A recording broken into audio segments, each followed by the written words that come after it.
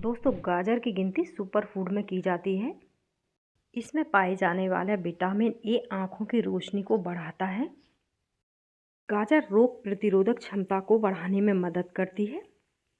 इसके अलावा यह हीमोग्लोबिन को मेंटेन रखने में भी सहायक होती है।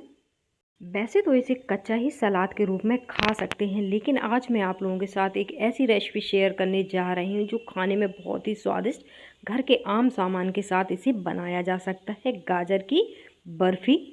बर्फ़ी बनाने के लिए मैंने 1 केजी गाजर ली है। इन्हें मैंने धोकर छील लिया था। गाजर को छीलना ज़रूरी है, इनके रूट्स में मिट्टी लग जाती है जो धुलने से बहुत अच्छी तरह से साफ़ नहीं होती है। बहुत मोटी गाजर नहीं होनी चाहिए बर्फ़ी बनाने के लिए। धोकर छीलने के बाद मैंने गाजर को कद्दूकस करके रख लिया है। यह मैंने 1 लीटर दूध को उबाल कर आधा करके रख लिया था, जिसकी वजह से दूध गाढ़ा हो गया है और अब हमारे समय की बचत हो जाएगी। आप चाहें तो डायरेक्ट दूध को बगैर उबाले भी डाल सकते हैं। अब एक पैन को गरम करके इसमें 1 चम्मच देसी घी डालना है। घी के मेल्ट होने पर 1 बड़ा चम्मच सूजी डालकर धीरे धीरे इसे रोस्ट करेंगे जब तक कि सूजी का कलर चेंज होकर हल्का सा ब्राउन नहीं हो जाता। इस तरह लो फ्लेम पर सूजी भूनने में मुश्किल से 4 से 5 मिनट का समय लगेगा। अब इसका कलर चेंज हो चुका है, इसे निकाल लेते हैं। बर्फ़ी को बनाने के लिए मैं चीनी की जगह इस बची हुई चाशनी का इस्तेमाल करूँगी। फ्रिज में रखने की वजह से ही हल्की सी जम गई है। इससे बर्फ़ी बनाने में आसानी भी होगी और इस चाशनी का भी उपयोग हो जाएगा। अब एक कढ़ाई में किसी हुई गाजर डालकर इसे 4-5 मिनट हमें इसी तरह से हिलाते हुए पका लेना है। गाजर को 4-5 मिनट पकाने के बाद इसमें 1 चम्मच देसी घी डालकर इसे 2-3 मिनट इसी तरह से मिक्स करते हुए और पकाएंगे। पकने पर गाजर नरम हो जाती है और इसका हल्का सा कलर चेंज हो जाएगा।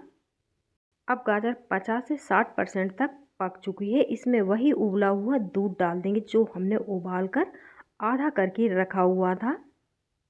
यदि आप चाहें तो 1 लीटर दूध को भी डायरेक्ट गाजर में डाल सकते हैं और दूध नहीं डालना चाहें तो दूध की जगह 200 ग्राम मावा भी इस समय इसमें ऐड कर सकते हैं। दूध डालकर इसे इसी तरह से मिक्स करते हुए गाढ़ा होने तक पका लीजिए।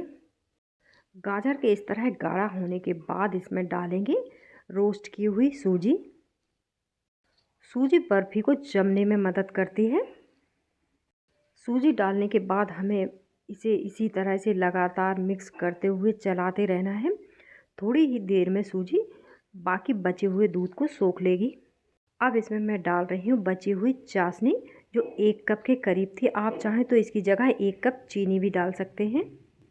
चाशनी वाले गिलास को धोकर थोड़ा सा पानी डाल दिया है। अब इस समय हमें इसे लगातार चलाते रहना है, वरना यह बर्तन की तली में चिपक जाती है और बर्फ़ी में जलने की स्मेल आने लगेगी। बर्फ़ी में कलर के लिए मैं रेड ऑरेंज कलर को दूध में मिक्स कर डाल रही हूँ। यदि आपको कलर नहीं चाहिए तो इसे स्किप भी कर सकते हैं। कलर को भी हमें अच्छी तरह से इसमें मिक्स कर लेना है। अब देखिए इसमें बहुत ही बढ़िया केसरिया कलर आ गया है। इसे इसी तरह से लगातार चलाते रहना है जब तक कि यह बिल्कुल बर्तन की तली को ना छोड़ने लगे। यदि चाहें तो इस समय इसमें आधा चम्मच इलायची पाउडर डाल दीजिए। हरी इलायची का स्वाद भी इस बर्फ़ी में बहुत गजब का लगता है।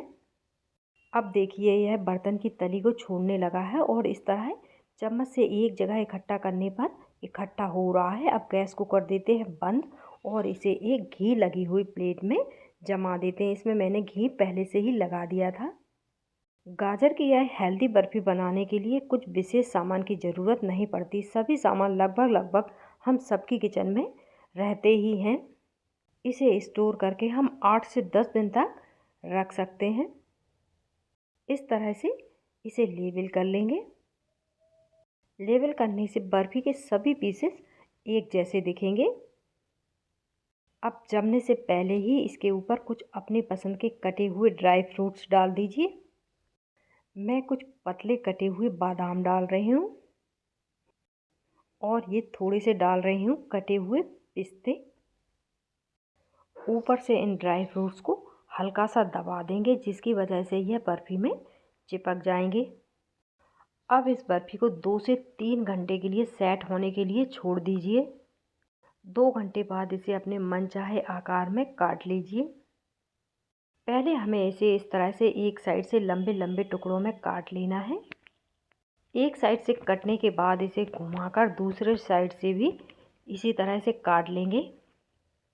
कटने के बाद इस तरह से साइड से बर्फ़ी के पीसेस को निकाल लीजिए। इस तरह से देखिए दोस्तों, बहुत ही कम समय में बची हुई चाशनी से यह स्वादिष्ट बर्फ़ी बनकर तैयार है। यह थाली से भी आसानी से निकल आती है। दोस्तों, यदि यह बर्फ़ी रेसिपी पसंद आई हो, चैनल को सब्सक्राइब करिएगा।